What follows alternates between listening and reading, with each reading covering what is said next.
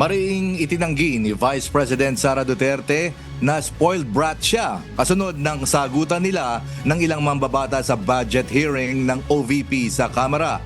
Ayon sa Vice Presidente, tinawag lang siyang bratinela dahil hindi nagugustuhan ng mga kongresista ang paraan ng kanyang pagsagot sa pandinig.